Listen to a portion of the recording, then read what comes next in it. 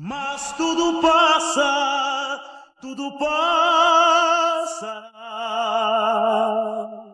Ele fez sucesso nos anos 70 e 80, mas o vício em álcool, drogas e medicamentos arruinaram sua carreira e o levaram ao fundo do poço. Perdeu toda a sua fortuna, acabou esquecido, cego de um olho e com a voz destruída por um AVC. Nelson Ned Dávila Pinto, mais conhecido como Nelson Ned, nasceu em 2 de março de 1947, na cidade de Ubá, em Minas Gerais. Primogênito de uma família de 7 filhos, ele se tornaria uma das maiores vozes do Brasil, com reconhecimento tanto nacional quanto internacional. Ned nasceu aparentemente como uma criança comum. No entanto, aos 6 meses, por não se desenvolver fisicamente, acabou sendo diagnosticado com displasia espondiloepifisária, um dos vários tipos de nanismo. Sendo assim, Ned só atingiu a altura de 1,12 m em sua vida adulta. Mas, felizmente, isso nunca foi um tipo de impedimento para o seu talento, já que ele nasceu com o verdadeiro dom para o canto e, mais tarde, deixaria isso mais do que evidente. O gosto pela música veio de família, pois sua mãe, além de multi-instrumentista, também era soprano. Seus tios tocavam flauta e violino, então sempre organizavam saraus de música clássica em casa. Assim, logo cedo, ainda com 3 anos, Nelson já havia feito a sua primeira apresentação no programa de uma rádio local conhecido como Hora do Guri. Ao fim dos anos 50, sua mãe havia conseguido se tornar funcionária pública do estado. Assim, Nelson e sua família tiveram que se mudar para a capital Belo Horizonte. Por lá, em 1961, ele se apresentou no Show de Prêmios DDDE, uma atração da TV Itacolomi, canal 4 de Belo Horizonte, a convite da emissora. Lá, interpretou sucessos de Elvis Presley e Chubby Checker no Cirquinho do Bolão, um espetáculo infantil patrocinado pela Lacta, empresa que também passou a empregá-lo como animador de rua, apesar da pouca idade, já que ele cantava numa Kombi cheia de chocolates e que percorria todas as escolas da cidade. Ainda na década de 60, época muito representativa para o artista, pois foi quando ele se mudou para o Rio de Janeiro, Nelson foi acolhido por grandes personalidades da TV, como Silvio Santos. E aqui está o Nelson Ned cantando. Colocar o microfone aqui na sua altura para que você fique à vontade. E eu quero que você me diga, você ontem não estava em Miami? Ontem, sábado? Estava em Miami, cheguei hoje de manhã. Hebe Camargo e Chacrinha. Nelson Ned! Nelson Ned! Nelson Ned! Nelson Ned!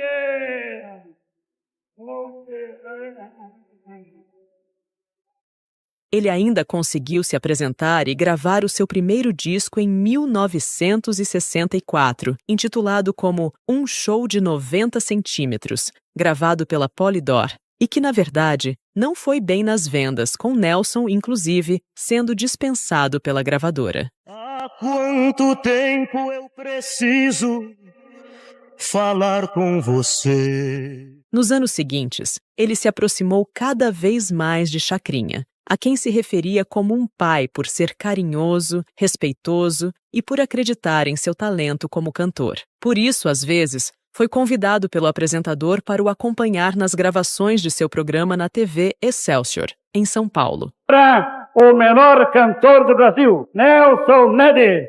Palma aí, palma. Palma aí.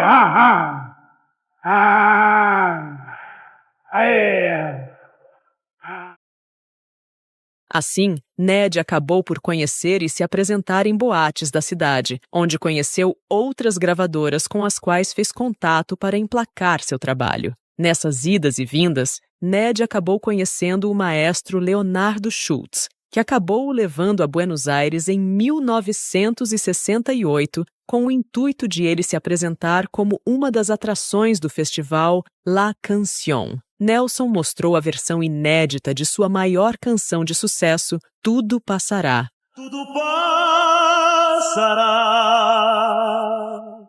Leonardo, então, teria se apossado da obra do cantor, negando os créditos ao autor da música. Acontece que pouco depois, a música ganhou uma versão em espanhol sendo interpretada pelo cantor britânico Matt Monro. All of a sudden, this world's yours and mine. Daí em diante, versões em inglês, turco, francês e até mesmo em búlgaro foram feitas da mesma canção. Isso sem mencionar as versões instrumentais, mas todas reconhecendo Leonardo como o autor, embora Nelson tivesse registrado a música e levou o caso à justiça. Inclusive, em 1975, o ganho de causa foi dado para o brasileiro perante a Justiça da Argentina. Além disso, houve o pagamento de uma indenização de $8.000 e o desbloqueio dos royalties, que já passava dos $200.000. Mas se deparar com esse plágio não foi tudo, já que ainda em 1969, no mês de fevereiro e em São Paulo, Ned e seu empresário se depararam com o disco do cantor Carlos José, vertido do espanhol, com a canção Tudo Passará. Que tudo passa, tudo passará. Sendo assim, 2 meses depois, por influência de Genival, o empresário do cantor, a Copacabana Discos, acabou por lançar um compacto com a música, mas dessa vez, gravada pelo autor original. Em maio daquele ano, a canção estava no topo das paradas no Brasil, por vezes superando os Beatles e Roberto Carlos. Com o sucesso, a gravadora se apressou para lançar o segundo álbum do cantor, também intitulado como Tudo Passará, que retrata seu nanismo e as dificuldades pelas quais passou, especialmente as angústias de alguém que não atendia aos padrões sociais. Todas as faixas foram escritas em primeira pessoa, com destaque para Tamanho Não É Documento, uma música que aborda seu nanismo perfeitamente. Tamanho não é documento.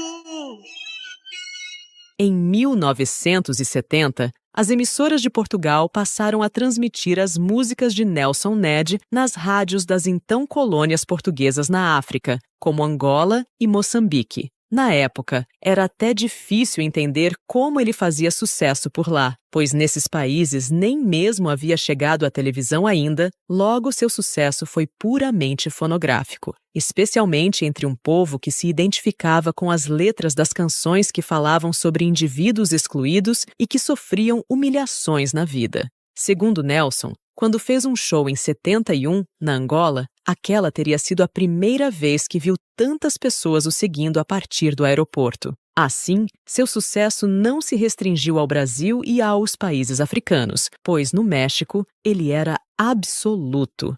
Vamos a presentar en esta ocasión su tema precisamente que se encuentra en la plataforma de lanzamiento más grande de América Latina. Esto se llama Yo la voy a matar. Con ustedes, Nelson Ned.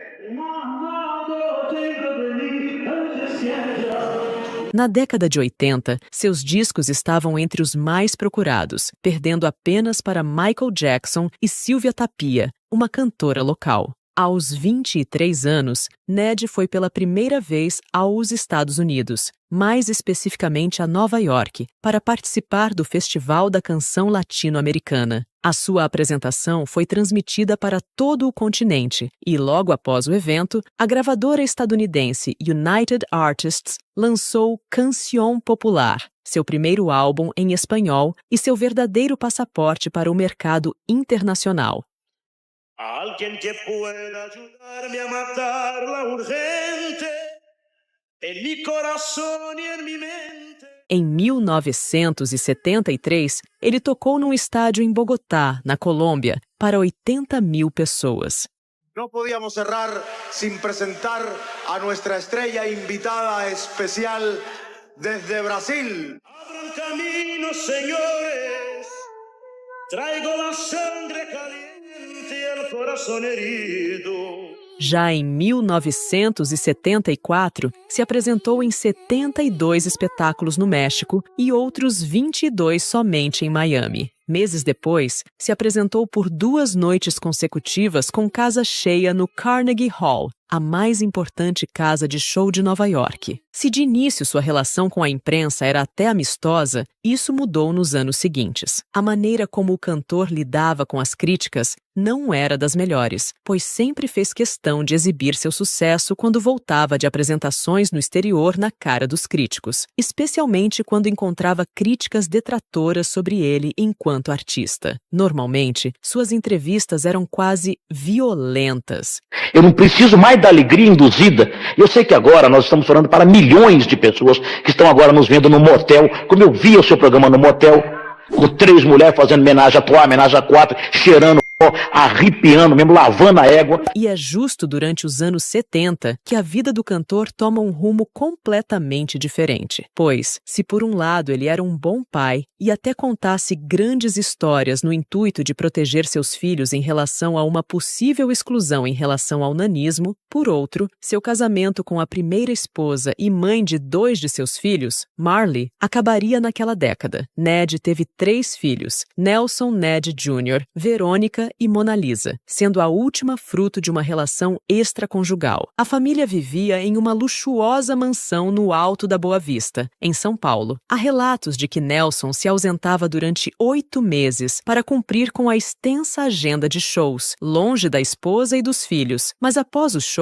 sua vida era regada do abuso do álcool e outras substâncias ilícitas nas festas íntimas realizadas em suítes dos hotéis nos quais se hospedava. Assim, seu casamento acabou no fim dos anos 70 devido à infidelidade. Na época, Nelson estaria sofrendo com severas dores nas costas causadas pelas longas viagens e passou a se automedicar com morfina, algo que mais tarde cobraria seu preço, pois, ainda em 1976, ele perdeu a visão do seu olho direito e logo depois, isso teria despertado o vício em outras substâncias ilícitas mais pesadas. Nesse mesmo período, ele ficou cada vez mais agressivo e, de certo modo, obcecado pelas suas armas. Os seus excessos só se intensificariam a partir dos anos 80, especialmente depois de seu segundo casamento, agora com Sida. Os dois saíam todas as noites e voltavam pela manhã, quase sempre sob o efeito de álcool e ilícitos. As ressacas eram envoltas de grandes confusões, que duraram até 1988, pois o estopim se deu quando Nelson atirou contra a própria esposa, atingindo seu peito, o que foi parar nos jornais como O Globo, que destacou a seguinte manchete: Nelson Ned tenta matar a mulher com um tiro no peito. Teria chegado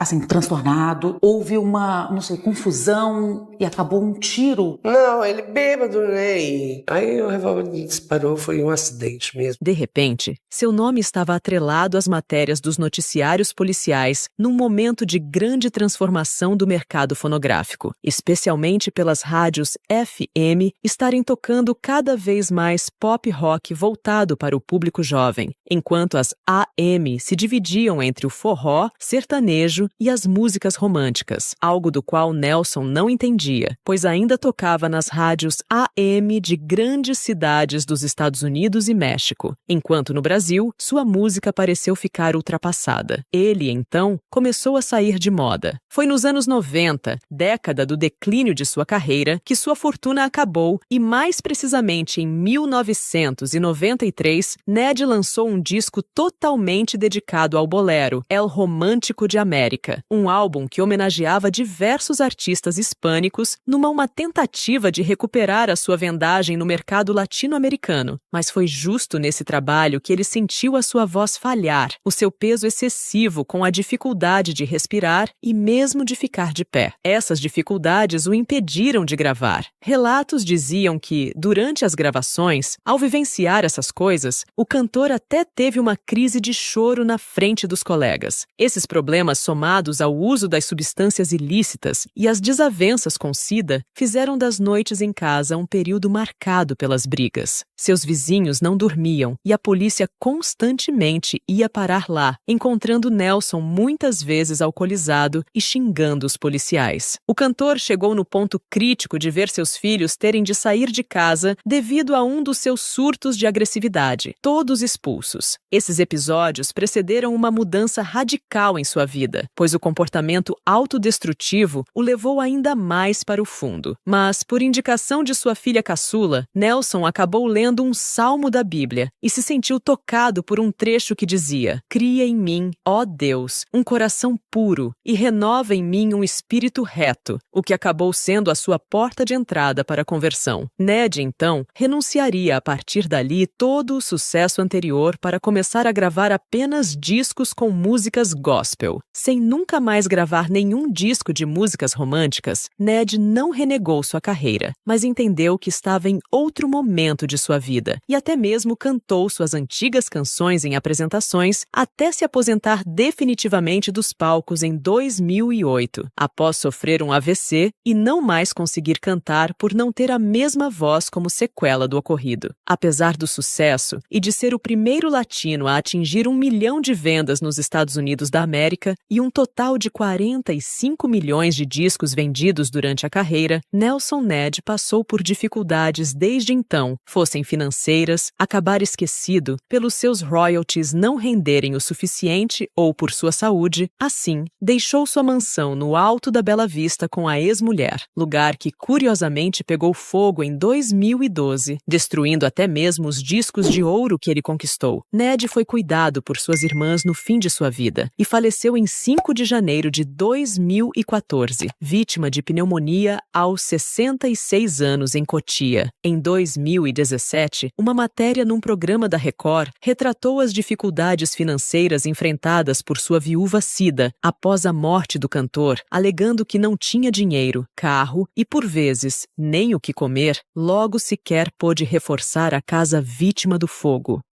O que você achou da história de vida do cantor Nelson Ned? Já me conte nos comentários. Não esqueça de se inscrever, deixar o seu gostei e compartilhar com os amigos.